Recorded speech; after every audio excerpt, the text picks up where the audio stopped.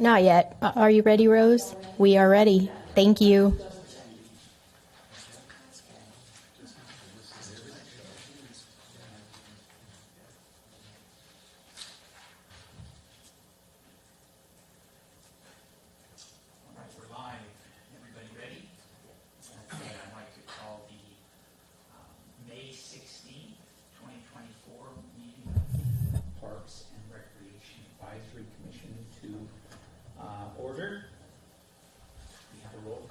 Oh, is your mic on, Alan?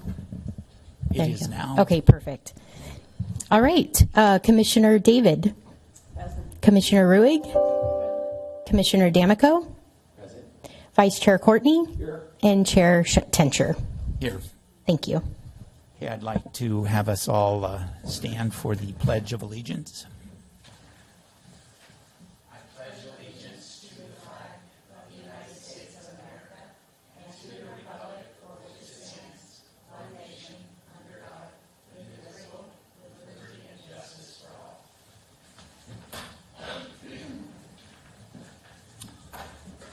All right. I'd like to have a motion to adopt the agenda for this evening. Second. All in favor? Aye. Aye. Opposed? Passes unanimously. Okay. Approval of minutes from the March 24th, the March 2024 for review and approval. Did anybody have any changes to those? Myrna? Yes, I just wanted to note on item D, and these are very, very small changes, but there was a question about the spelling of Karen Thurling's last name. It was, in fact, spelled correctly. Patty Walsh's last name, however, was spelled incorrectly. That would be spelled W-A-L-S-H. And just for the record, Patty Walsh and Patty Dwyer are the same people. Thank you for that clarification. I do note that at the last meeting, I don't believe we had a quorum to approve the January 18th minutes. And now that we have David and Vince, the three of us, I believe, are capable of approving those. Is that? I didn't agendize it again, so I forgot about that. So I'll bring that back next month or next meeting in July. Okay. Yeah. That sounds fine. I'm just... Thanks, Alan, for remembering that. I also wanted to point out I had a really good question, which we used to do very long, detailed minutes, and we don't. They're very action-oriented now, and that's because we have this great tool on our website, and it's actually where you can watch and listen to the meetings that have been recorded, and they're actually time-stamped by item. So we don't do those very comprehensive minutes anymore because we have this great resource where you can listen to the whole conversation. So they're very action-oriented minutes now. Thank you for sharing that, because it was a question of mine, too, wondering that they aren't as extensive as they once were. Okay, now I think it's time for public comment on items not listed on the agenda. Did you vote on the minutes? Oh, sorry. So. Yeah. So can we approve the current set of? Well, I move that we approve the minutes from the March meeting, which I can't find the exact date of, but March 21st minutes. Okay. I move we approve those. I second. All in favor? Aye. Aye. Nays? None? I have to abstain that I wasn't here. I can't. You can't vote on that one, yeah. Yeah. Unless you watched it. I did not. Okay, so we'll abstain. You'll abstain. Thanks for clarifying that. Okay, public comment on items not listed on the agenda. Anybody interested in speaking on something not on the agenda? Seeing none, we'll move on to item 7, administrative regular items. Item A, update on the Yountville Commons, parenthetically Yountville school site. Yes, so I know it does say our town manager would be here. He is out at a conference, or a general meeting, so I get to provide that tonight. So I have some talking points to go through. So the town did close escrow on April 22nd on the school site, and as you probably have heard and read, and we're really focusing on 3 phases of that, which the initial we're through, which was really like examining the site, getting all the inspections done, making sure it was a sound investment. So we've passed that, and we're now what we call in the interim phase, and then coming up is the idea envisioning phase.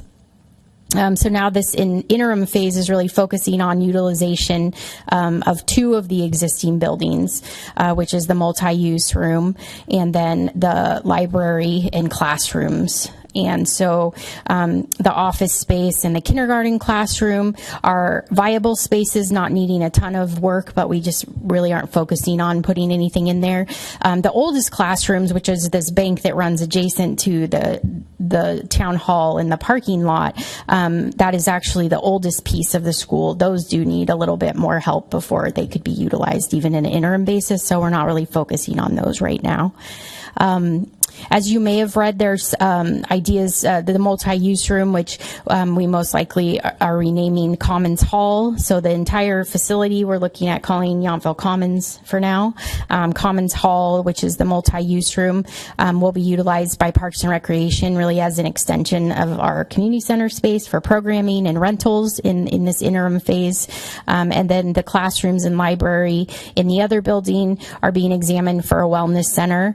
And that's in the development stage, and the goal is for this, 2 to 5 years, depending on the outcome of the visioning process, could be operated by a contractor that provides, a gym space that has been something that the residents have really wanted, as well as other fitness and healthy living activities. So it could be, there's a lot of ideas for some of the classroom space as far as, drop-in hours for nurses and doctors and, just a variety of ideas around wellness. So that's still being examined.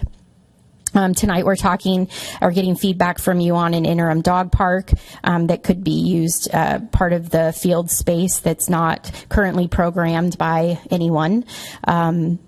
And then assessing and planning, really a lot of staff time is going into kind of this initial cleanup, repairs, and the projects needed to make the space functional. So the outdoor areas are being examined, the playgrounds are being looked at, and they were inspected, and there are numerous things that we need to do to bring those up to code. Looking at the parking lot and the fields, and then the really those 2 main buildings that I talked about. So coming up pretty quickly is going to be some tree work. We have some trees that are very have not been well maintained. So some tree work. I know Rosalba's working too on looking at a lot of asphalt work. So there's the parking lot and then the back side of the school as well, with a lot of asphalt that has really dilapidated over the years. So taking out some of the basketball courts and the miscellaneous poles and everything, and really making sure that that is a safe, walkable space in this meantime, with no trip hazards.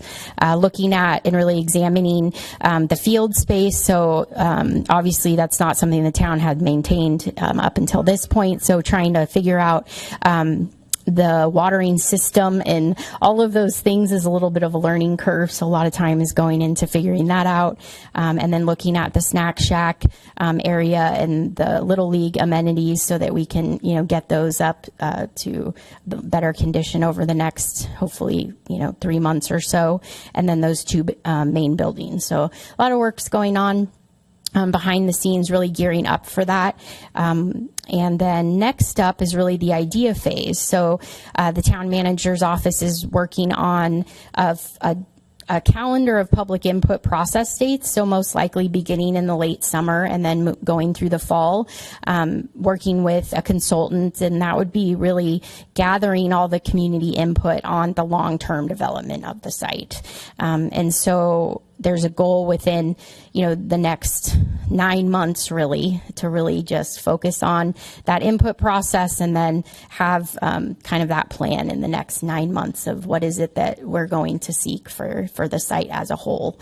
So nothing that we're doing in the interim, we're very much aware of, the cost associated with, putting a lot into interim type use, because the community could come back and say, some of these facilities may or may not stay. So we're being very conscious of the investment in the meantime, but also want to make sure that it's a usable space for the next, 2 to 5 years, because most likely, with housing, which we know will come with the space, we have to be able to fund that and or find a partner to build that, and those things, and then go through the whole development process take a long time.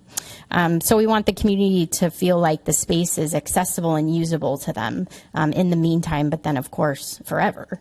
I think is a main part of that. So, this commission, as well as obviously community members and residents and other stakeholder groups, we call them, will definitely have a role in this as we move forward. And so we will potentially have a meeting with the planning consultant as a group, as a stakeholder group, or potentially one-on-one.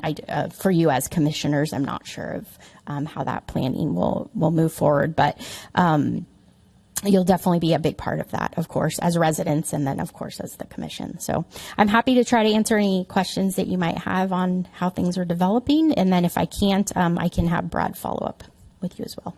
Thank you, Samantha. Does anyone have questions for Samantha? The town input that we had, the open house, has that been compiled? And yeah, they have. I think a lot of that also went into, kind of how we're moving forward with the interim uses, was a lot of the information gathered from that. I don't know if they've compiled it in kind of a public document type format yet, but that's part of what I believe the consultant that we're bringing on is going to work on. So, but we definitely have all of it. Yeah. I had several questions. One, you mentioned with respect to whether a gym might be developed, a weightlifting type gym. You mentioned that might be handled by an outside vendor. Does the town have any plans, the Parks and Rec Department have any plans of actually taking on that job themselves? We don't. We really are looking for an outside person to come in and run that. I think it's not something we are staffed to do at this point, and would take adding probably additional full-time staff, which, for an interim type use, it feels a little bit of an uncertain. It may be something that the community says they want forever, but not knowing that, I'm hesitant to take it on and bring on more staff. So yeah, makes sense. You also mentioned things like the asphalt and taking down poles. So am I to understand that this is going to be an open campus relatively soon, where we can wander through as any other public space in town? Yeah, absolutely. It's actually open now. I mean, the fencing is all down, and the public can access it. We're just really, as we do, Resolve's team all year round, looking for trip hazards on the properties we own and sidewalks and all those things. So, we come in with that kind of fine-tooth comb, like we need to make some improvements. It's not to say the space is unsafe. It's just we need to bring it up to what our town standard really is. So, but the public is welcome to be on the site. Yeah. Thank you. One last question. I notice you reference Pound Management is going to be the group. Can you tell me anything about how they were chosen? I don't recall hearing much about that. Yeah, so that would be a great question for Brad. I do know from past experience, they were very involved with the community center project oversight, and then the second round of that when we did all of the repairs. So, and they've done several other projects with the town. They are more of a construction management firm, so they don't actually do the work themselves. They just help to piece it all together for us. So. Yeah, find the right people. Yeah, I looked at their website. They're an impressive organization that seems to have done a lot, including the sighting of Chaos Pamplona, if you can believe that. Yes, they actually donated their time for that. Yeah, it was really impressive. They're I feel like a great firm of people, and it's interesting because the people coming back now are the same people that we've worked with 14, 15, 16 years ago. They're still with That's a good sign. So. Yeah. Okay, thank you. Is this something we open up for public comment? If anyone has specific questions, I'm happy to answer them or comment. Do members of the public have any questions regarding the school site at this point? As long as it's not agendized, it's about something specifically agendized later, I'm happy to answer it. Okay, very good. So Jason, it's on the agenda. The dog park is on the agenda. So when it comes up, it'll be up in just a few minutes. Yeah. Great. Thanks, Lorene. Okay, so I think right now we're going to head and move to item 7B, which is the appoint a Parks and Rec Advisory Commission representative to the Town of Yountville Community Foundation Board for a 2-year term. Does anybody have a specific interest in that? Through the chair. I did, when I learned about the vacancy from Carol, I spoke to her briefly, and I spoke to most of you. I indicated interest to Samantha because the original communication said indicate interest, but I would be perfectly happy to defer and leave it at that. Okay. Anybody else? I'd be willing to serve on that community foundation. Yeah. This does have interest to me, but since others are interested, I'm happy to have someone else do it. I would be curious because the Friends of the Library, which I sit on, is a beneficiary of the commission, but I think we already have one person from our organization, Pam Zidell, is on your board, so I think that's satisfactory to me. So I withdraw interest. You withdraw interest. All right. So I think, let's see, do we need to have discussion of that? Or you could just vote. It's up Yeah, to you. I think. Before I commit, can someone tell me when their meetings take place? And Yeah, they meet the fourth Friday of the month quarterly, and so it is January, April, July, and October, 4 times a year. do you know what time of day? 3 o'clock. On a Friday. That'll be fine. Exciting time for a meeting. Yeah. Okay, very good. So I will nominate Myrna David to serve the 2-year term on the for the Parks and Recreation Advisory Commission representative to the Town of Yountville Community Foundation. Does anyone want to second that? Second. Do we want to vote? Do we need a roll call or just vote? Just vote. Just vote. All in favor? Aye. Aye. Opposed? Nay. Okay, Myrna, congratulations. Thank you. All right. So the Yountville Commons, item 7C, Yountville Commons Dog Park update, overview, and proposal for feedback. Thank you. So this is coming back around just because we had such a lengthy conversation at the last meeting, and then obviously some new developments since then.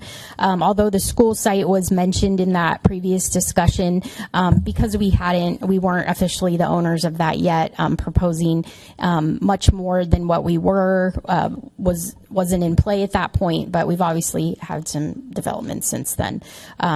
So when we brought forth we called it the South Washington Street parking lot improvement, which included the dog run, I think people were supportive because they wanted something. But we did hear through public comment, like the site was not optimal, right, for what people were hoping. And then we heard a robust amount of public comment in the meeting and outside about off-leash dog hours in certain parks. And so, I think there's a lot of interest in that because it was something for our dog owner community.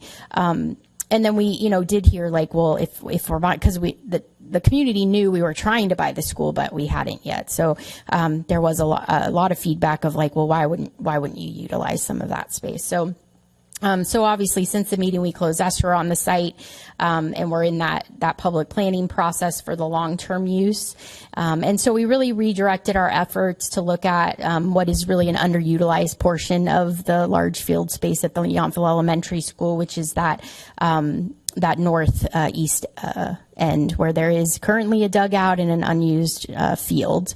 And so we really are here tonight in kind of bringing it full circle because you had a lot of conversation about it the last meeting, where we're showing you this design and just asking for feedback. Of course, it's important to give the community the opportunity to give public comment as well. And then it's also on the town council agenda next week. And so whatever we compile tonight, I'll present as part of that as well, as far as the public feedback. So tonight is a great opportunity to give feedback. Next week is another opportunity on Tuesday afternoon to give feedback on this design. And again, I just really want to point out, it really is an interim design. utilizing what is already there. We're very conscious of the fact that the Little League field on the south end is utilized, looking at ways to have multiple uses happening on that large field space. Some of you may know that it is utilized as a dog park area. There is a lot of off-leash use of that area all times of day since the school has not been in use. So the design that we're moving forward with for your feedback and then for council feedback is to use existing amenities as that perimeter fencing, using some of the dugout space, and then adding new movable fencing that would create the secure area. So it's not going to be permanent fencing. It will be it is temporary fencing in that we're not putting it in concrete down into the turf. And so it will be sturdy, movable fencing. So we are able to, analyze how everything's working, if we need to make adjustments, and then obviously not committing long-term because we don't know what this planning process will look like for the site itself.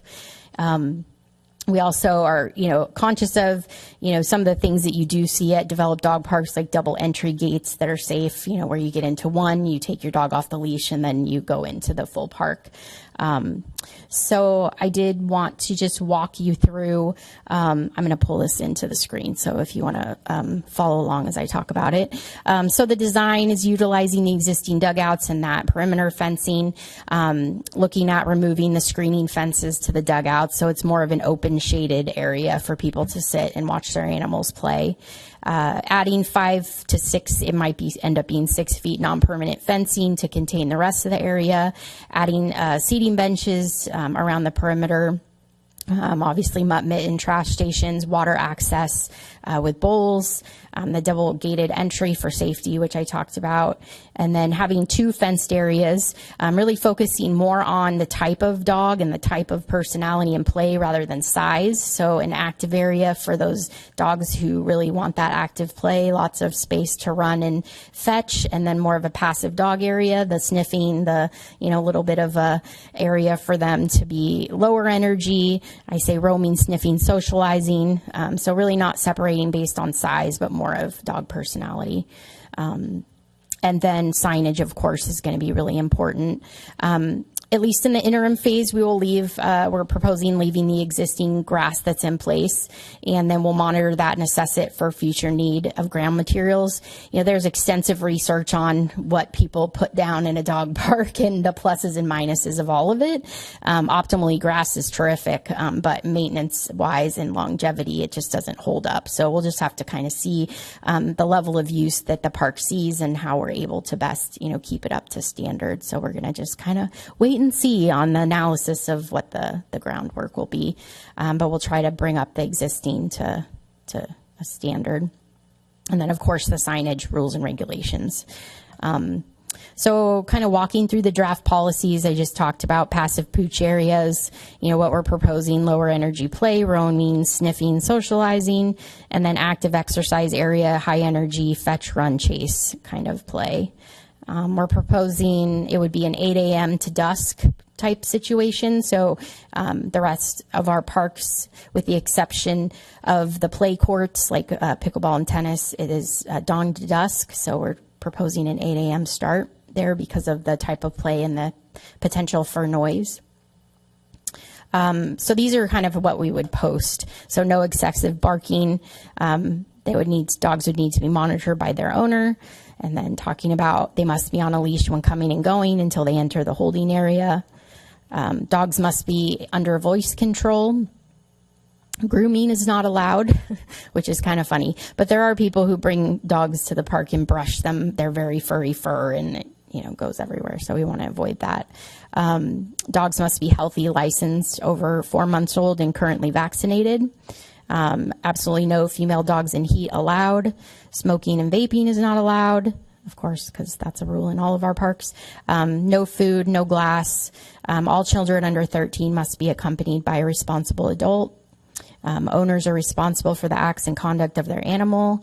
Park and dog owners assume all risk, And then I accidentally cut off the sentence Alan told me, so I added that back in. For the safety of all dogs, immediately leash your dog if it exhibits aggressive, and it should say behavior, and then you must leash your dog and leave the park. Obviously, we require people to clean up after their dogs, and then it is law that all dog bites must be reported to Napa County Animal Control, so we list that phone number, and then, of course, 911 for emergencies, or like a Sheriff's Department non-emergency number if there's some other complaint or something, and then we'll post in English and Spanish.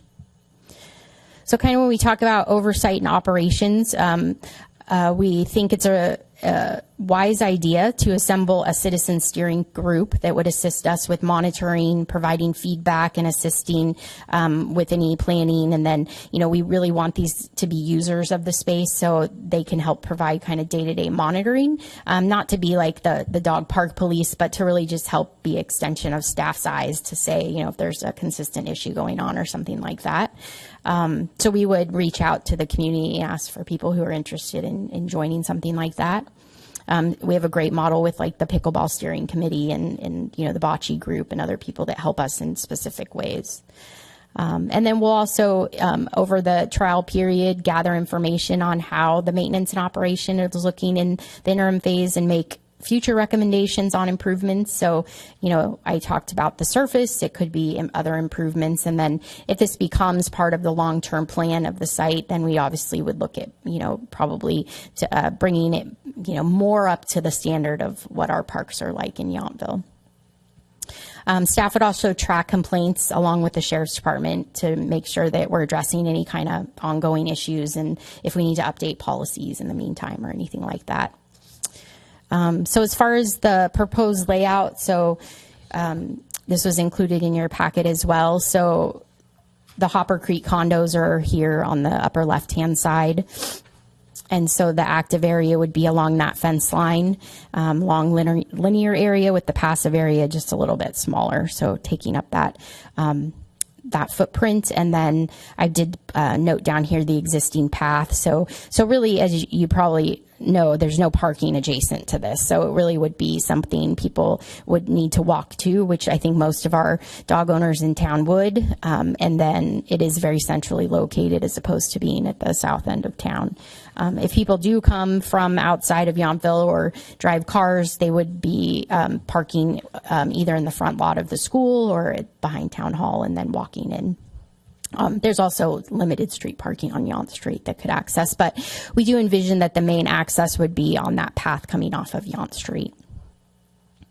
So here's some other pictures. We would paint the dugouts, paint the backstops, and keep all of that infrastructure in place, but really just bring it up to better maintenance standards. Shows here the existing dugout, so this fencing would be removed just so it's an open shaded space, just additional bench seating for people visiting. So I'm happy to answer any questions that you have, and then we'd obviously open for public comment and then receive any feedback. This is not an action item for you tonight. You can all weigh in and give feedback, and then I'm compiling that, like I said, bringing it forward to the town council on Tuesday. Okay, does anyone have a particular question for Samantha on this item? I do. On the first photo, I'm wondering exactly where is the double gated where is the double gated area that you have described? Where does that exist on this picture? So most likely here, I don't know if you can see where I'm pointing. My pointer is not working. Right here would be the double entry. Sorry, I'm circling. I don't know if you can see it.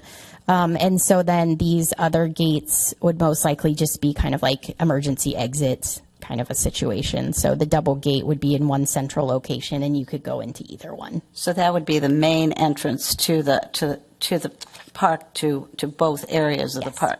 Yes. And so some of these other access areas that are noted, the gate at the at the west end, and then there's another gate at the east end, more or less. Are those planned? I mean, Yeah, those would just be more so as one swinging emergency kind of exit gate. So if someone, needed to get out at one of those ends, they could, but it wouldn't be the main entrance. oh, okay, so those are not the main access gates. Okay, I was kind of confused about that. Okay, thanks. Any other questions? Go ahead, Lorene. Yeah, I am just wondering how far west is the asphalt, where the basketball courts are? How much space is there in between that 36-foot?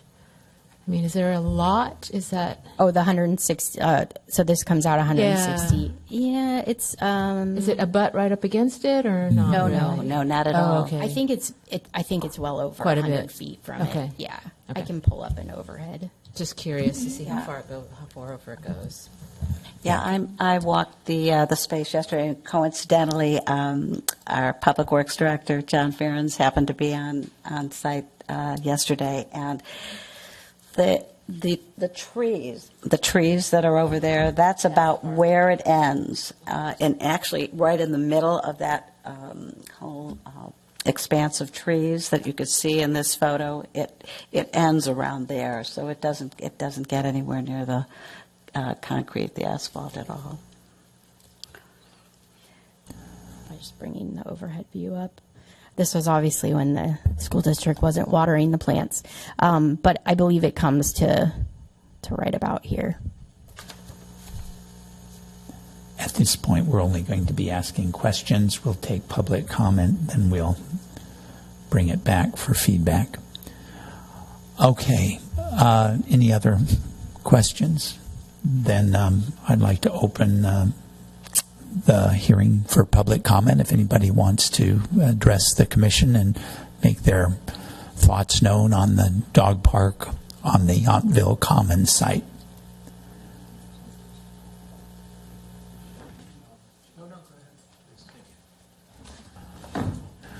We need you to please state your name and for the record, and then let us know what's on your mind, please. Hi, my name is Jason Hutchings. I'm a longtime Yountville resident, lived in town here since 2005.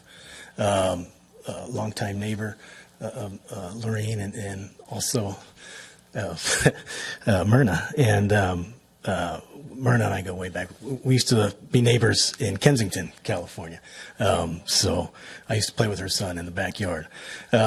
But the reason I'm here tonight is I opened up the Yountville Sun today and read the article on the dog park and happened to, in passing, run into Lorene, and she mentioned that the meeting was here tonight. So had I known, I would have been a little more prepared. But I've been the president of Yountville Little League from 2018 to this past season. I stepped down this year in order to pursue looking at other programs to bring in to the site as far as sports, baseball, some football, or two-hand touch type football, and rugby. In my opinion, as a resident, this space is it's sacred in a sense. I'm sorry. From my understanding, baseball has been played on this site since at least the 1950s. Yountville Little League is one of the oldest, if not the oldest league here in the Valley. St. Helena might be right there with it. Napa Little League is a well-established league. They've only been around since 1984. My point with this is that I noticed in the article in the Sun, and I really appreciate the Sun. They've been great friends to the league over the years. But to me, there was a minor error in the article stating that this was empty space, when in fact, it's just not being used to its fullest potential right now.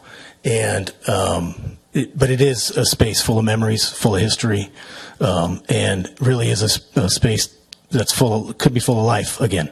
As far as issues with the dogs, I've never had an issue as president with people, bringing their dogs out. I'm a dog lover. In fact, I just finished building a ramp for my mom's old Labrador Retriever who's having troubles getting in and out of her house. And I love dogs. And I don't see any reason why we can't continue to share the space where, the dog owners can use this space as they do during the day.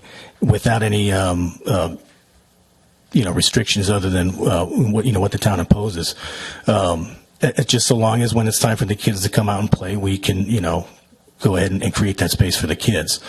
My concern as a resident is that this town, without using a tacky pun, but it seems like it's going to the dogs. And to me, I have an 11-year-old son, a 2-year-old foster child, and it's been tough on our family to the perception of that the town isn't for the kids, and I know that's not true. I know that's not true. I know when we were in the process of fighting to keep the school open, there was nobody that fought harder than Samantha Holland. And I got to say, she led the charge on that, and I just gained a tremendous amount of respect for you, Sam. Just the way she came with her heart and soul and really fought, not just as a town employee, but as a former, parent of a student there, a former student herself. I know how much she cares about this site, and I care about it dearly myself. And again, I mentioned I stepped down to run the day-to-day operations of the Yountville Little League in order to pursue getting other youth sports programs in there. I think there's a dire need here in town to get the voices of kids heard again. I know, some of you folks that live within earshot of the school can remember when school was here, recess, lunch, after school, you'd hear the din of, children laughing and screaming and playing. And to me, that's what this town really needs again. I think this is a very dog-friendly town as it is. I would almost say, I don't know how much we really need a dog park, but I would also say if we do, I think there are other spaces in town that could be utilized. I know over in Vineyard Park, there is a space behind the pickleball courts and the bathrooms over there that's not being utilized for anything that I'm aware of. I think that would be a great place for a dog park. And so without taking up too much time, I've got to get to my son's science fair project at the district office tonight. But I just wanted to just say my piece that I'm, as a resident, staunchly opposed to using that space as a dog park. And again, I've been actively pursuing actually using that space again with a baseball program, some flag two-hand touch style football programs. Again, we would be using that. In fact, in 2022, Yountville Little League, we were prepared to play games on that field. We were going to use it for our younger divisions. We still use it today for practices for the younger guys when the older teams are using the field as it is. So it's not as though the field's not getting used. It's not getting maintained and taken care of it like it should. We've done the best we can as a small volunteer-oriented organization. We didn't get a whole lot of help from the school district in maintaining that part of the field. And so with the town support, we could have a thriving, youth program here and get the presence of children really felt here, because there still are kids here in town that deserve to have youth programs here in town, and there's also kids in the surrounding community that would love to come here to Yountville to use it, just as though they do with the summer camps and the programs the town offers already. So again, this is one voice, and I'm sure I'm not the only one here in town that is opposed to using that space other than anything but youth sports, as I believe it was donated to the town, some 60 years ago, prior to my belief, before the school district owned it, and even maybe before the town was incorporated. I'd have to do the research on that. But anyway, I just hope we can maintain that as a youth sports facility. And I also think, my goodness, the amount of time that the town's put towards this whole Commons project, I wish we could have put some of that effort towards maybe bringing a school into the site and using that as an educational facility, as I believe it was deemed to be used for when it was first donated. So anyway, I thank you for your time, and I thank you for your guys' effort and the time you guys put into the community. So thank you. Thank you. I don't know, Samantha, if it's appropriate for me to make a comment now, but I would just reiterate that we're not making any decision this evening. We're simply going to say our opinions. The actual decision will be made by the town council next Tuesday. I would strongly suggest, and the council loves to see people in the audience, and I would strongly encourage you to gather a band together of like-minded citizens and make sure that your voices are heard, because if you don't, they will not hear it. So thank you for your comment. Thank you. All right, Michael Bork, will you please let us know your thoughts? We're, I think, rather lax on our 3-minute time limit, and I'm okay with it if it's okay with everybody else. Thank you very much. I have only 45 minutes worth of comments to make. Don't hold back. So anyway, thank you, Director Holland, for all the information that you provided. And I want to say, first of all, that I appreciate the comments that the preceding person made. I don't believe this is a place where I could ask questions, but I mean, I would rush, of course, to mention that there's a lot of space there, and of course, there's no plans to get rid of the baseball diamond. I think that that one of the things I would point out is that I did a little research earlier today, and I found that according to the numbers I could find, 40% of the households of California have a dog. So when you consider that, and when you consider the efforts that have been made over a long period of time, including making suggestions of a number of places, I don't know that Vineyard Park was ever put forward. Given the comments that we had the last time we had this conversation about Vineyard Park, I would imagine there would be a number of people who would have a problem with that. And I'm respectful of that. I recognize that there are people who are afraid of dogs. I recognize there are people who just don't like them. But we have potentially 40% of the people who live in Yountville have a dog, and they've been underserved in this. They have been consistently rejected when they have tried to come up with solutions that they felt at that time made sense. So I love the fact that this has been put here. I'm conscious of the fact that the beauty of a dog park that's put in a place like this, it's not directly adjacent to people who are going to be bothered by it. It's a use of space that we've recently acquired and doesn't have a current space. It's of course also temporary in case there is other uses that may come there. So I love the idea of it, and I hope that we can move forward and do that. I also recognize and that one of the beautiful things about a dog park is that people who don't like dogs simply don't need to go. There's no interaction between dogs and people who don't like dogs in a dog park, unless I suppose they choose for some perverse reason to do so. I love the fact that there's parking that's quite easy. For example, you mentioned parking on the street. There's the parking that's in front of the old school. So it's actually very convenient for a lot of people. For me, I said the last time I was here that I have broken the law many times by running my dogs and throwing frisbees in the parks. I would love the fact that I could do so legally. The truth is, I want to be a legal person when I can. So anyway, I recognize that there's no actions being taken tonight, but to the degree that you put forward any of your opinions, I hope your opinions will soundly support the addition of our dog park. Thank you very much. And my apologies for not taking 45 minutes. Thank you very much. Does anyone else want to speak this evening? Okay. So since no one else wanted to speak, what happens next is we close the public comment, and then we, each of us, give our feedback to staff or ask other clarifying questions. So, David? So I know there are some public comments that were submitted in writing. Is your microphone on, David? I'm sorry. The green light. There We you go. have public comments that were submitted in writing. Yes. I haven't done this before here. We haven't had public comment. So do we read that into the record, or is it already in the record because it was submitted electronically? Yes. We do not read them into the record anymore, so they are part of the public record online, and so those are entered, and you all received copies. I also brought a copy today of one we received after the deadline, and I left it at the dais, and that is also part of the public record. Great, thank you. Any other questions, or would you like to state your opinion on what we have going on? I think this was an excellent proposal. I think there's been a lot of demand for a dog park over the years, and I think the Yes property is the perfect location for it.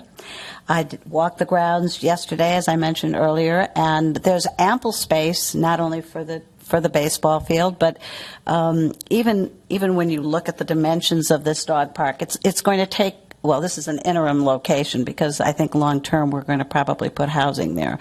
But for the time being, and for probably at least a couple years, I think if this works out, I think it's an excellent solution for all the people who have dogs. And I do think there's still a lot of space, a lot of room for other kinds of activities because of the vast amount of land that exists there. So I really applaud this design. I applaud the choice of the school location for this interim park, and in my opinion, it's an excellent idea and it should be approved. Anyone else want to weigh in with an opinion, Lorene? Yeah, I'm just because I know Jason wants to keep the existing baseball field. I'm wondering if it's even possible to just flip it 90 degrees and have the dog park going north-south rather than east-west and not encroach on the baseball area. I'm just wondering if that's Maybe you could explain how that might work. I'm not real sure because I know I think his issue was it's encroaching on the entire baseball area, correct? Yeah, but it's not the one they're using. It's the north field. Right. Let me pull up the just like the Google Earth map so you can see. So here's the existing use field. Yeah. This is the dugout area of the other field, and it'll approximately come to here. So it does not interrupt at all the current use of Yountville Little League. Right. There may be, I have not seen use of that other field. And so I'm not saying that it doesn't happen, but it's clearly not maintained to be utilized as baseball currently. Okay. And so if at some point, I'm not sure how we would turn it. Like you can kind of see the old outline here, and that was of the physical field itself. And so then there's the whole outfield. So I don't believe the two at the current measurements would fit in that area. Just wondering. Yeah. All right. I was under the impression that that baseball field was somewhat viable, so the old one. I mean, the infrastructure's there. It has fencing and dugouts, but as far as like the field itself, it's not been maintained as a baseball field in quite some time. So obviously this is not a good representation because this is when the school district stopped watering. So, you can't choose Google Earth, but... Hang on just a minute, Myrna. I had one other question. So just to do kind of a reality check, there is no plan to continue watering or to begin watering in this area that will be the dog park. Is that correct? No, there is. Okay. Yeah, so the school district decided to end irrigation, and obviously they had to at some point during the recent drought. The town is in the process of evaluating the irrigation system to see how we can make repairs and get everything going. The current active Little League field is being maintained, and then this will continue to be watered and maintained as best we can under, if it does become a dog park, that use, it will continue to be watered and maintained. Yeah. Okay, so you have an infield, which is basically a dirt infield or dirt base paths. Would the plan be to then seed it with grass and grow grass there? Or if I'm not mistaken, a lot of it is actually taken on by weeds, so it's pretty green everywhere. And so although we're not going to seed it with grass, we're just going to keep what's there as far as ground cover. Okay, and then it would be watered several days a week or something like that? I'd have to, I don't know the answer how many times a week, but... Yeah, I'm just curious because there's I just want to make sure that the public has a full understanding of what they can expect because the park set a very high standard. Absolutely. And I just don't want them to be disappointed if it's a dirt field and Yeah, we so throw dirt bark on it. isn't optimal for a lot of reasons, and so if we can somehow maintain the ground cover, I will call it, that is currently there to provide that, a lot of it's going to be based on use. I mean, I can look at Vallejo has a really amazing dog park that started out with beautiful turf, and that is not longevity wise for the level of use they have. It didn't last, so then they come in with chip, and so a part of it is going to be a learning curve for staff and our maintenance teams to figure out, can we maintain the ground cover as it is to provide kind of that soft green space that most dog owners want, or eventually we might have to pivot to something else. So okay. a lot of we're in a really, as a whole on that site, in a very much like a learn and listen type of process right now. So learning how all the systems work, and that includes everything that goes on down there on the field. So I don't have exact answers. So. No, I understand that, but I just wanted, to the extent that you have a vision, I just appreciate you sharing that. Yeah, our goal would never to have it be dirt, because then it rains or we water the perimeter and it just becomes a muddy mess. So if we end up with dirt in some areas, then we're going to have to look at what do we add back. And it might not be we clear the whole space and put chip in, but we may have to put chip in some areas in the meantime, or, different. We have a lot of different ideas. I've read a lot about dog parks. There's a great 178-page report from the National Recreation and Park Association that we've gone through, and every material that people use in dog parks has pluses and minuses. So you just have to really find what works for your climate, and then also the level of use. Yeah, which we don't know yet, really. Yeah, great. Okay, Myrna, did you have additional thoughts? I just wanted to say that I really like the idea of repurposing these dugouts. They're going to take the mesh off and use it as a social kind of space where people can sit and chat. And I think that was a very good use of existing infrastructure in this design. Okay, any other comments that anyone wants to make before I make one last comment?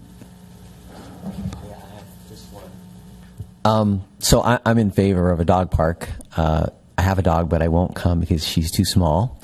But I wonder, so it's temporary, and when I hear that word, I get a little concerned, because let's say it's temporary for 3 years. People get very acclimated to the park and the location, and then that goes away. So is the town in the process of, are we going to do two things simultaneously? Are we going to keep working on a location, and is the town's purpose to have at least equal to and same as somewhere else, or what's the idea after it's really this not goes possible. We don't have an equal to really anywhere else that we feel is viable without utilizing what's already existing park space. We kind of we've gone through that several times. We're small and we're built out, and our neighborhood parks really are not the best situation for a dog park. This is actually smaller than what the standard is, but I feel like is pretty well positioned for a community of our size. Typically they say, 3 to 6 acres for a dog park, depending on the size of the community. So, we have to go into this as saying that it's temporary because of the planning process, but that can also be part of the planning process as we move forward. I think those proponents of a dog park need to come forward when they're talking about developing the site into what it will be forever, pretty much, and make that part of the conversation as well, if it is something that the community wants to hold on to. It's not necessarily has to be in this site. And if it becomes a permanent fixture, I think it would look a lot different than what this temporary fixture will look like, because, just really the standard of what we do in Yountville as far as our parks and recreation areas.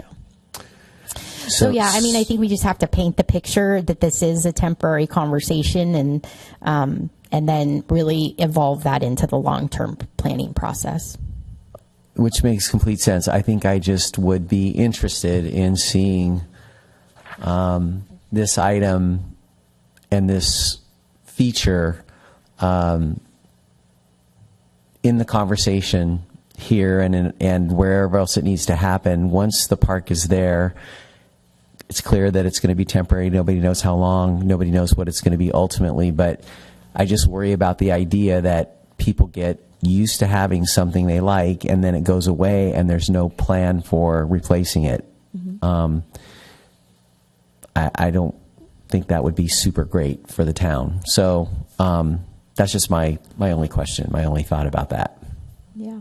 I mean, and I think it's totally valid, and I think for me personally, I want to go into this with, it's a 2 to 5 year conversation that we're having currently, and then as the site evolves and that process moves forward, we may find this as part of that long-term plan. And if we don't, then we go back to the drawing board and we say, well, we have these areas. And I'm never one to not repeat a process, because 10 years or 15 years ago when some of these conversations happened, there's been a lot of change. And so we were trying to bring things back that we felt were viable, and we heard from the community at the last meeting on that. So we would go back to the drawing board and say, this didn't end up, if for whatever reason this doesn't end up in the long-term plan for this site, but we know it is a community priority. It was the number one thing mentioned in the feedback on the Parks and Recreation Master Plan.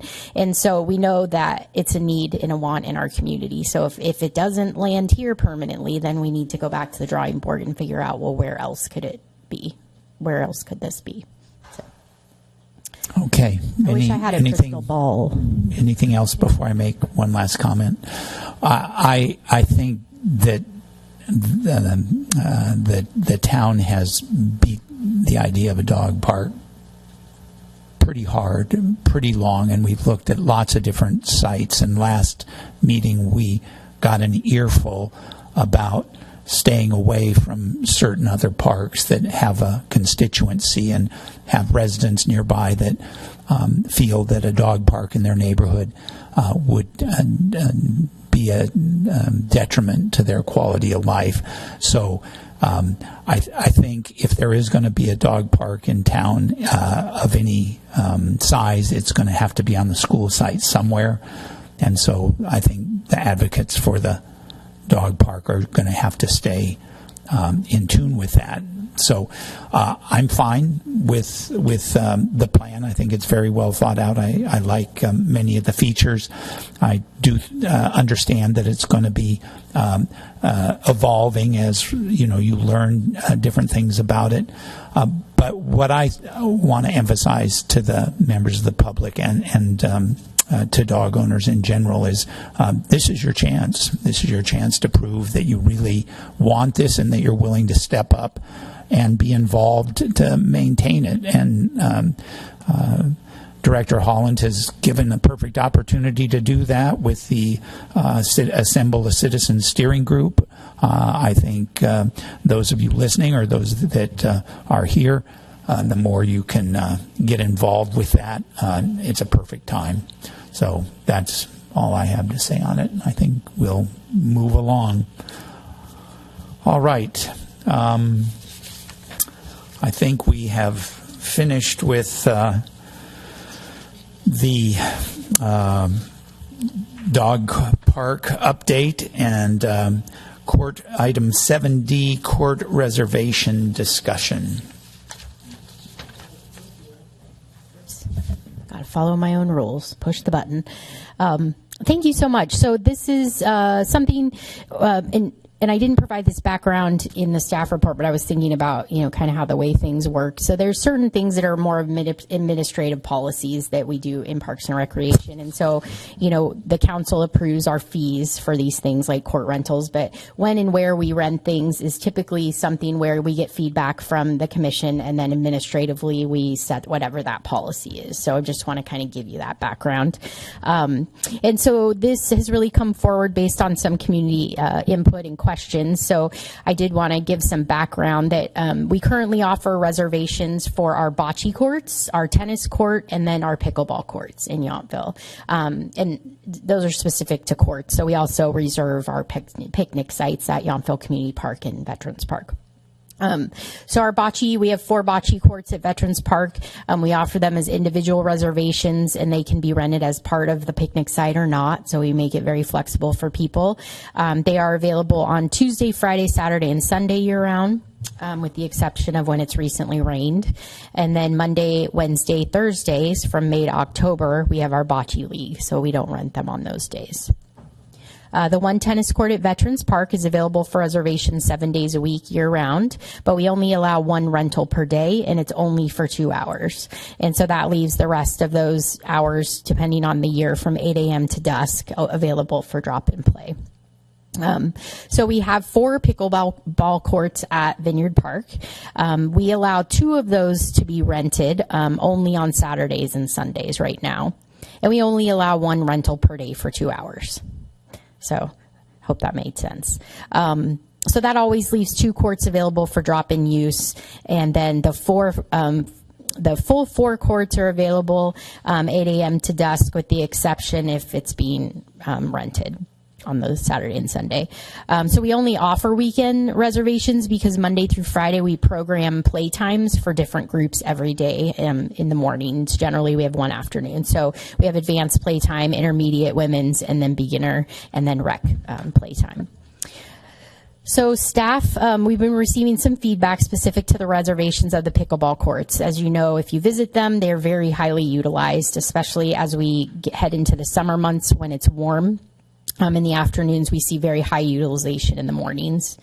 So the feedback that we've been getting is that when we rent 2 courts on a busy weekend morning, it creates issues because the courts are already full and or over full, and people are waiting. So the observation is that it causes a longer wait time for people to rotate onto the 2 open courts. So I dig a little deeper, and from April 23 to April 24, so a year, we reserved the courts 44 times. 33 were non-residents and 11 were residents, and we had no reservations in November and December. And then I did leave part of a sentence in here that I should have deleted out, which is of those 44 rentals, but that was a typo on my part leaving that in. So there really was no rest of the sentence there, just so you know.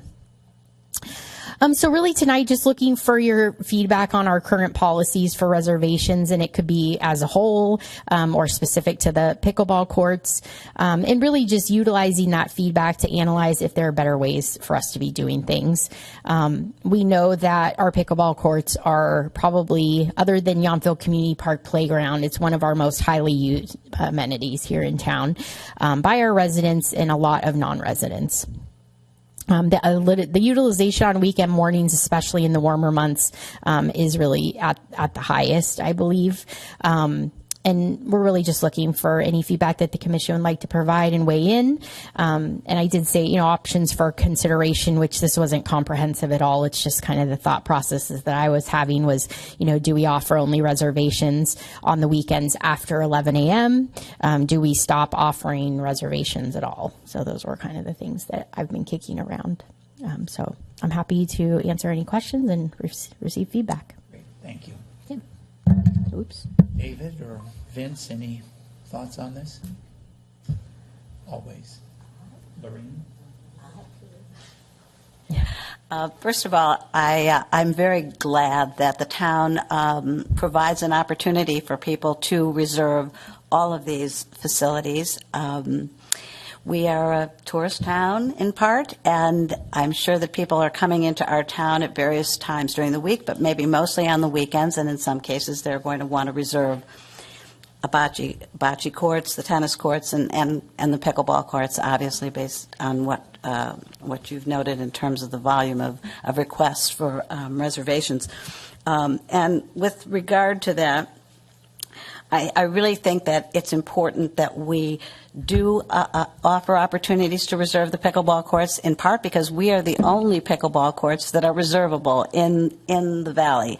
St. Helena just opened. Las Flores has courts, but none of them allow for reservations. So I think that we have a unique niche there and a unique opportunity to serve both our community, our resident and local community, through reservations as needed, and also the visitor community to have an opportunity to reserve the courts.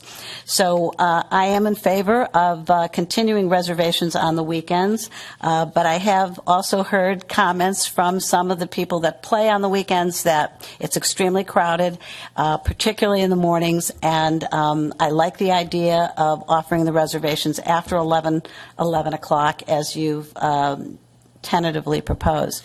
And the other thought I had about this, weekends are the one time of year where we don't actually have an organized program that's happening. And one thing we could do is set aside the 8 to 11 o'clock hour as official programmed play, recreational play. And I was thinking that might also satisfy some of the players who are now playing recreationally in the afternoons and are concerned about the heat. This would give them some official time on our schedule, official morning time on our schedule to play out of the heat. So in addition to the afternoons, the rec play, the rotational rec play would also be available and sort of codified in the mornings from 8 to 11. And that's a fairly standard time that we've been using for a lot of our weekday play. The advanced players play from 8 to 11. The intermediate women play from 9 to 11, but the 11 o'clock cutoff seems to make sense to me. So again, I support the idea of reservations, and I support it after 11 and on the weekends, and possibly codifying those early morning times on the weekends as part of our program.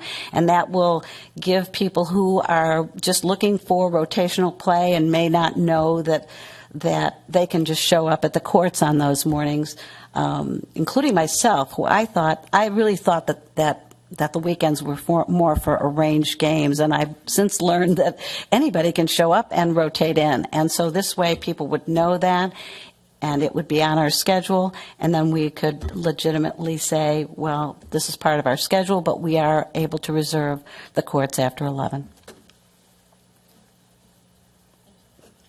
Thank you. Anything else?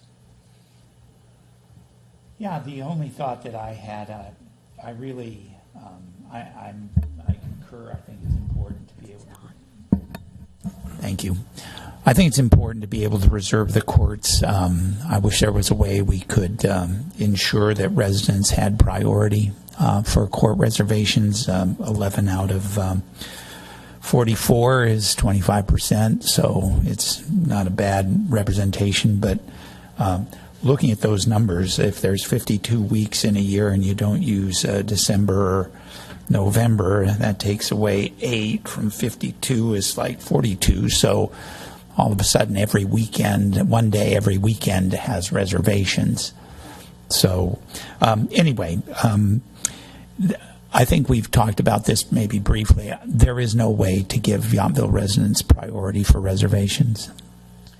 We could give Yountville residents priority with timing. So we could put a policy in place that says non-residents can only reserve 7 days in advance, or 7 days is kind of our cutoff. But as an example, we could make it a timing thing. I could also check with Stacy to see if we've ever had, or how many kind of overlaps we have. Like, do we get requests very often when someone else is already reserving it? I'm tempted to say by the numbers we kind of work it out, because even if it's reserved on a Saturday, someone could move to Sunday or something like that. Sure. But we could. We can't. I've had it suggested. Well, can we make it reservable by only residents? And we're not able to do that. But we could make it more of a timing thing. Obviously, residents receive one rate, and non-residents pay significantly more, and that's across everything that we do. But we could look at it as a timing thing. So residents, maybe non-residents can only reserve it 10 days in advance, where, we do 6 months or a year we go out 6 months to a year out for everyone else. So yeah, I would appreciate you looking into that. Yeah, because absolutely. I do. Through the chair, I do have a question about that.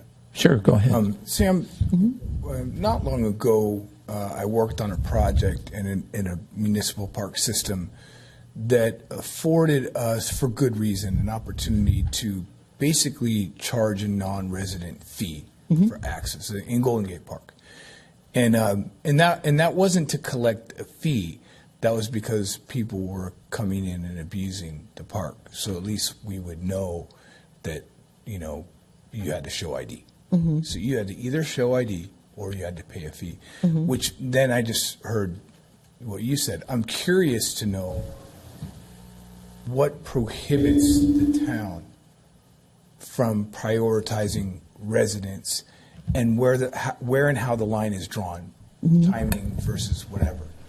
And just talk to you offline about that, just for my own, so I understand. Yeah, no, I can weigh in. It's a public park, so we can't say non-residents don't have the access. So I can't say we will not reserve it to non-residents.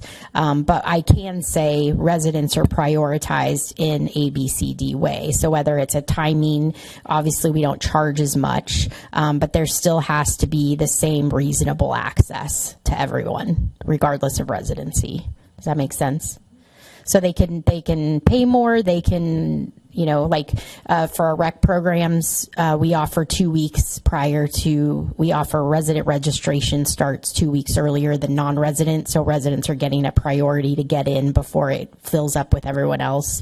We can do a lot of different things to prioritize residents. It's just, we have to still provide a way for everyone to access it. Does that make sense? Yes. Okay. It's a really valid question. Absolutely. Yeah, I know. I totally just want to get in the weeds on that, just so I understand. Absolutely. But whenever you have an appetite for that. Yeah, sure. Yeah. For sure.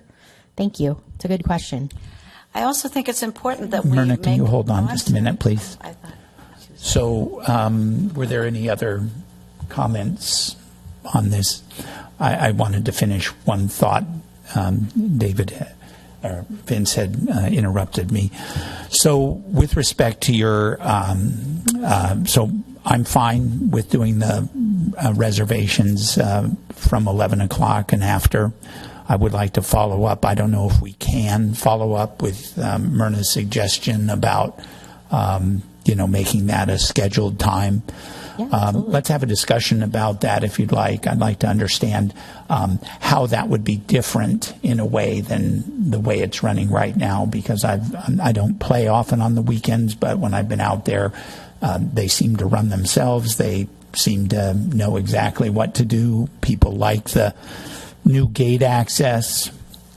So what are your thoughts on why that should be codified? Well, I'm just saying that it's also a nod to people who are unhappy that the rec time is in the afternoons right now. That's the only scheduled rec time is in the afternoons, and some of them want a morning time. So it seemed to me that one way to acknowledge that and show our appreciation and concern for that would be to make the weekends officially part of our program, and that mornings rather, so that they know that this is your time as well. If you're concerned about the heat on the week during the week, then you could come and be sure to come at this particular time.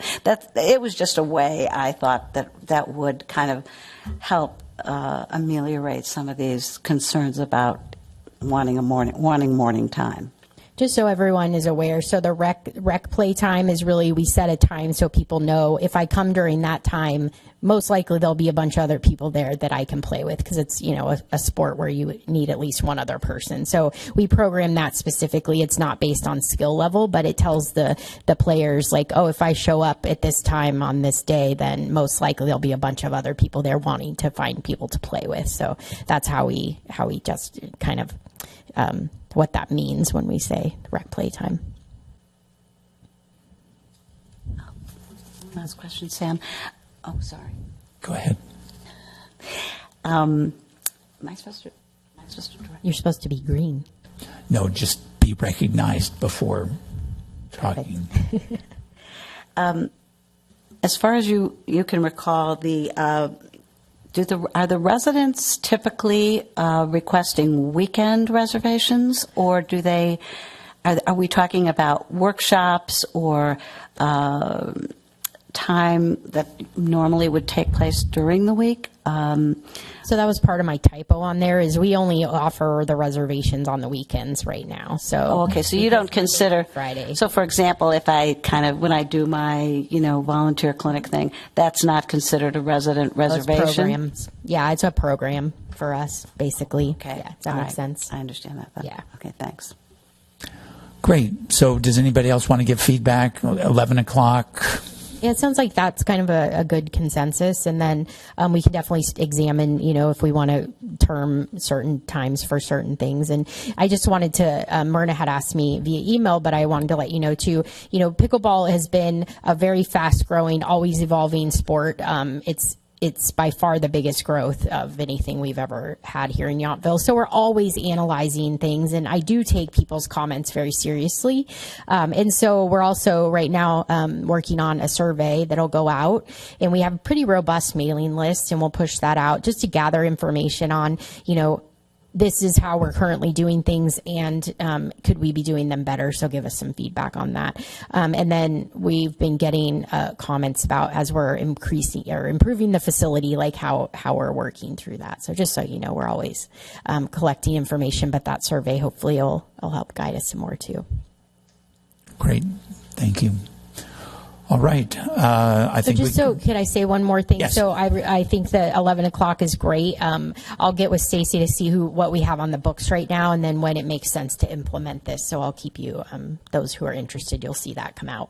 Great. And then hopefully with a different lead time for residents to give them more time to reserve ahead of time to get preference.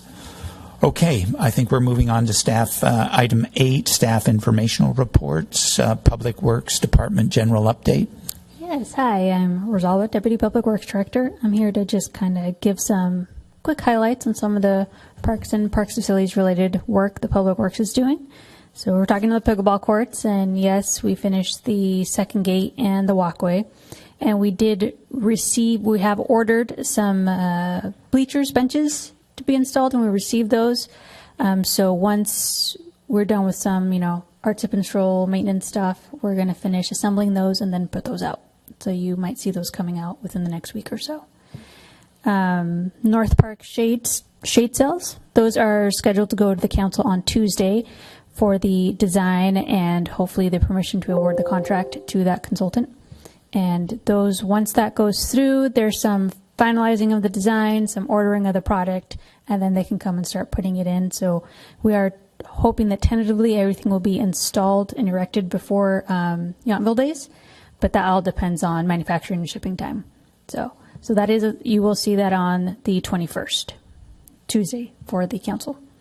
And then some minor work going on at our parks. Forester Park and the Tot Lot are going to get the play surfaces maintenanced and partially replaced, not fully replaced, just replaced on the areas that are damaged enough that need to be replaced.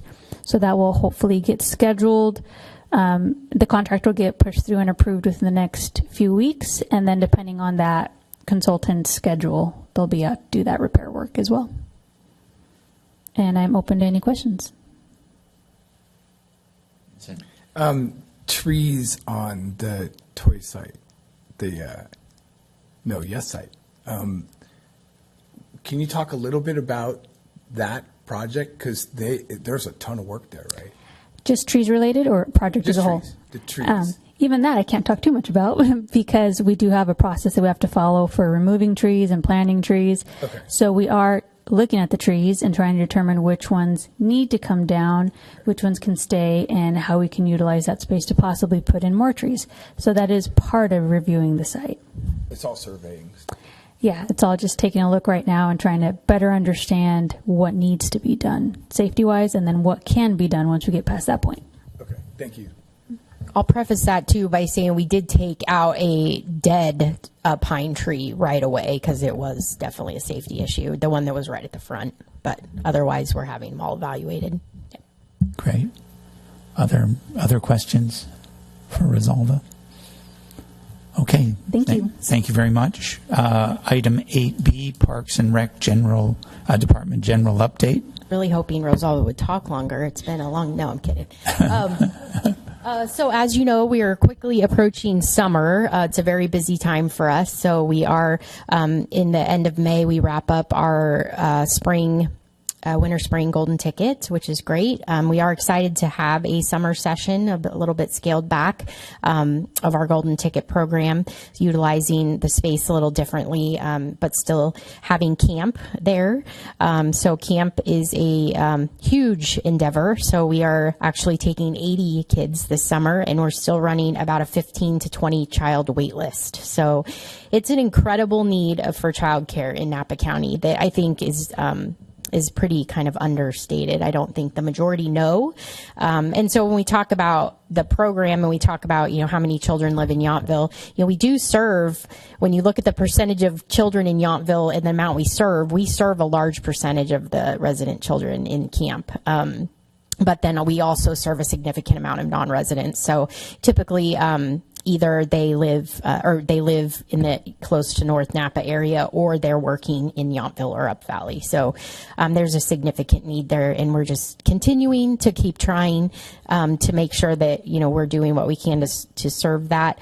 And I like to just point out that program is 100% cost recovery. So the town is not subsidizing childcare. So that's a question that we hear quite a bit. What we do accept is we work with the Community Resources for Children, and they provide subsidized childcare funding for families in need. So we have I think we have 12 children through CRC right now. So CRC pays for their childcare. And then we also offer our youth scholarship program. And so that is a fund through the Town Yountville Community Foundation that actually pays for recreation programs for low-income seniors low-income youth. And that could go towards this program as well. We also have the same thing for seniors in our community. So, but otherwise, a lot of events coming up. We're very event heavy in the summer, obviously. So Art Sip and Stroll is this Saturday. And then we start right up in June with our Music in the Park series we call it Concerts in the Park, I think now. And then we have our Movies in the Park series, one per month. And then we're also doing more this year around Pride Month. So Yountville's Pride Week is the third week of June.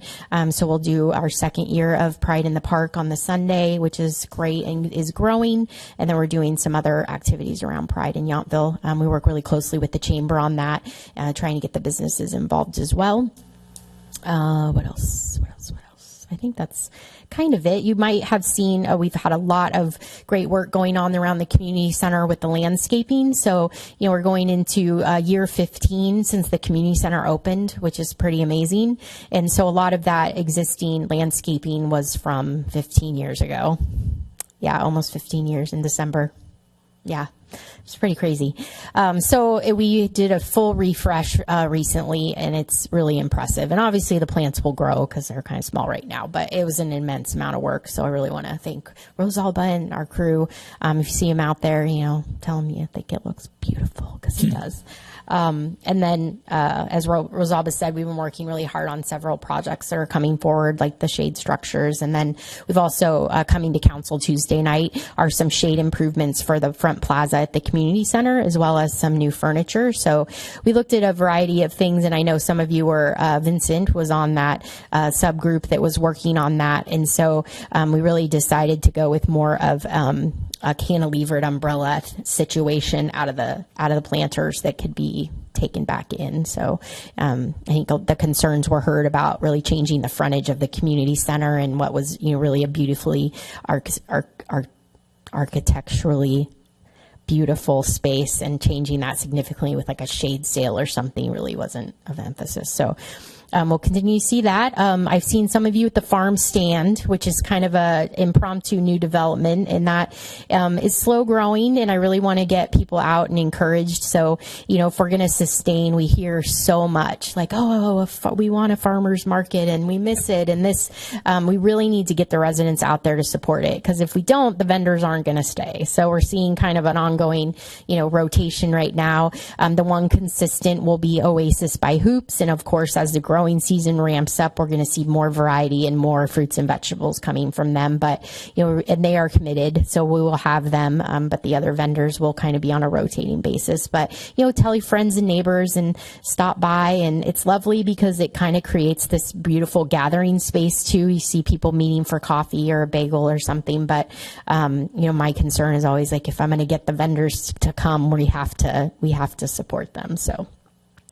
But otherwise, I think that's pretty much it. We're planning fall now, falling through December really. So working on the rec guide. I did have an update on staffing. So I've kind of been giving you an update since Jennifer's retirement. We did recruit for a recreation coordinator after we reorganized. And it was a pretty good recruitment. We did have a job offer, and the person has accepted. But she was really a better fit for the position that was funded for July, which is mostly Yountville Arts and then events and marketing. And so kind of rearranged my thought process that some help is better than no help, even though in my mind I wanted to get the classes person on first. But I think we all agreed it's a better fit. So she'll be starting in June. And then most likely we'll be rolling out another recruitment again and try to fill the second position. So yeah, I'm happy to answer any questions. Any questions? I would like you to please repeat the part about the two different staff positions and what that looks like. Yeah. So with Jennifer's retirement, that was a recreation supervisor position, and we really took the opportunity to analyze the department as a whole and think, where could we move things around, and we've had employees for so long that there hasn't been the real opportunity to kind of rearrange the department for what the true needs are now of the department and not 20 years ago. So I took that opportunity, and I think I might announce it the last meeting, but I can't remember the timing. So we did do an internal recruitment for a recreation supervisor, and Garrett Cooley was chosen for that. So he's moved into that role and has some change in duties there and is taking on more administrative duties to support me in the department. And then we have a recreation coordinator to fill, which was Garrett's position, but we split the duties into two different areas. And then we also have another recreation coordinator that's approving in this budget, and it was supposed to come on after July 1. And that actually, those two positions would bring our department back to pre-pandemic level, which was 6 full-time staff. So I did have a retirement during the pandemic that we did not fill. And so we are getting that position.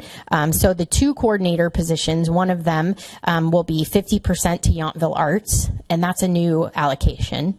And then the rest of it will be events. So we've kind of broken up all the events that the department does currently based on timing, what works best, and then marketing. So doing the recreation guide and managing our social media and all of that. The other coordinator will be over our what I call our contract classes, but that includes all of the classes and instructors that do the Golden Ticket program, as well as any of our other classes. That person will also be in charge of a series of events as well. So I just really took this opportunity to throw it all out there and work with my team to analyze what makes sense for where we are at this time as a department. So. Thank you. And the person that is going to come on board is the half-time Yountville Arts person. Yeah, so it's a full-time job, but there will be 50% allocated to supporting Yountville Arts, which I've never had. We've never had that as a department. So we did support Yountville Arts programming with some part-time staff assistants, but that has grown, astronomically in my 14 years to the point where it really needs that. So in the budget process, 50% of that was allocated to Yountville Arts, and the council was very supportive of that. So they're not approving it till tomorrow or Tuesday, but the feedback was that was well supported. So great. Yeah. Thank you. Hopefully that allows for some, additional growth, and, I love the ideas that come out of, new people as well and different ways of doing things. So it's exciting. Yeah, great. Good. Thank you. Okay. If there's no other questions for Director Holland, we'll move to item 9, which is commissioner comments and reports. Does anybody have anything that they'd like to add? Nobody? Anybody here? I'll just say that I really appreciated the thoroughness of our packet this time, and it was very, very helpful, very informative, and I applaud everybody who worked on it because I got all the information I needed in a very deep and detailed and cogent way. So thank you very much, and thank you to Hillary Gady, who also, I think, did the minutes. An excellent packet. Good, thank you. The only comment I had was after the last council meeting, some of the baseball players with young kids were banging on the door wanting to use the restroom. And so there's a restroom open in the front all the time, but I'm wondering if there's a way to maybe communicate to the baseball players that there are restrooms available, or I don't know if there's another thought on restrooms for them. Absolutely. I'll make sure and follow up on that. I thought they know, but they may not be communicating. And I don't know if it was our team or a visiting team. They may not be communicating to their visiting teams where the bathrooms are. So, but I think long term, that's definitely something we'll have a discussion about, whether that's adequate there or not, or if we need to keep the restrooms on the school property open for games. Like that's part of the evolution of our discussion as well. Great. But we're working really well, trying to get under agreement with Little League and make sure that we're working towards improvements of that site as well. Great. Thank you. Okay, if there's nothing else, then I'd like to entertain a motion for adjournment. Second. All in favor? Aye. All right. Thank you very much. Thank you.